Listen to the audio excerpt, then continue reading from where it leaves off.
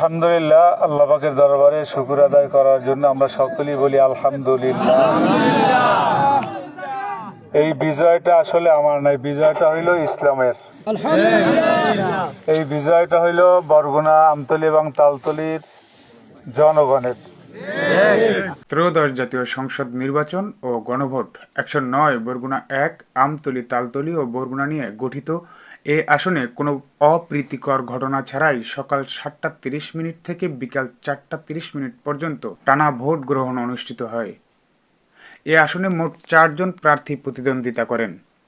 হাতপাখা প্রতীকে ইসলামী আন্দোলন বাংলাদেশের প্রার্থী মোহাম্মদ অলিউল্লাহ, জামাত জোটের খেলাফত মজলিসের দেয়ালঘড়ি প্রতীকের জাহাঙ্গীর হোসেন, বাইসাইকেল প্রতীকের জাতীয় পার্টি জেপি প্রার্থী জামাল হোসাইন এবং ধানের শীষ প্রতীকের বিএনপি প্রার্থী নজরুল ইসলাম মোল্লা।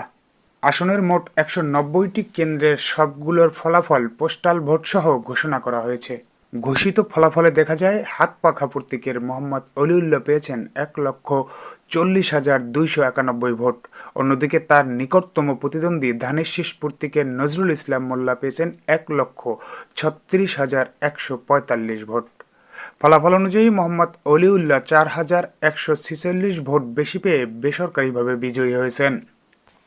শান্তিপূর্ণ ও উৎসবমুখর পরিবেশে ভোট গ্রহণ শেষে এই ফলাফল ঘোষণা করা হয়। Mridha Belal, investigation BD.